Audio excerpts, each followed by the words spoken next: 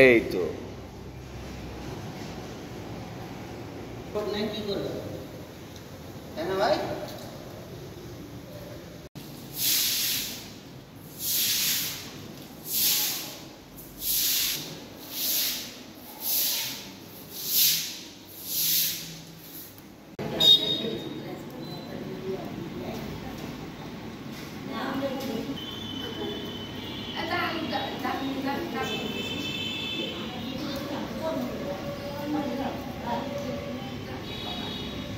বাবা রে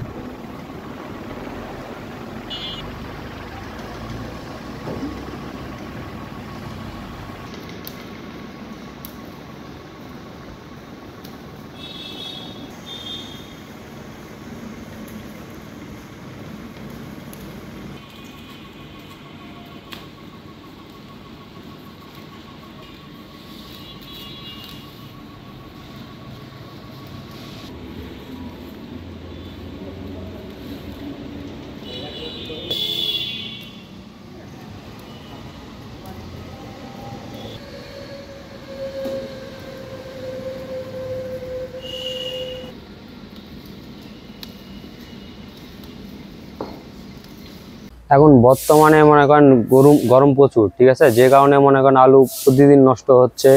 এই যে ঘরে দেখতেছেন যে পানি দেওয়া হচ্ছে, মানে পরিষ্কার করা হচ্ছে, দুর্গন্ধে থাকা যায় না মনে করেন। তারপরে এখন গরমটা শুধু আশা করা যায় যদি পানি হয় তার মানে গরমটা কমলে আলুটা ভালো থাকবে। এই পচা আলু একদিকে করতেছি আর ভালো একদিকে করতেছি, করে আলাদা করে বস্তা ভরাচ্ছি।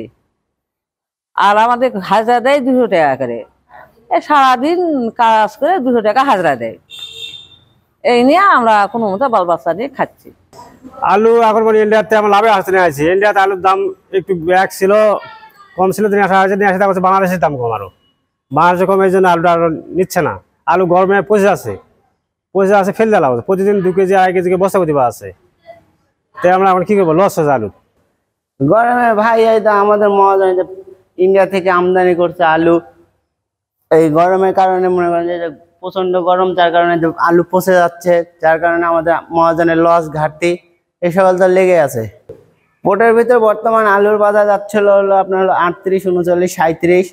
এখন প্রতিটা গাড়িতে আমাদের হলো 2 টন 3 টন করে এরকম পচা আলু বাড়াচ্ছে, যাতে দেখা যাচ্ছে ওই যেটা আসছে তার সাথে ওদিকে হলো লোকসানের সম্মুখীন হতে হচ্ছে প্রত্যেকটা মহাজনকে।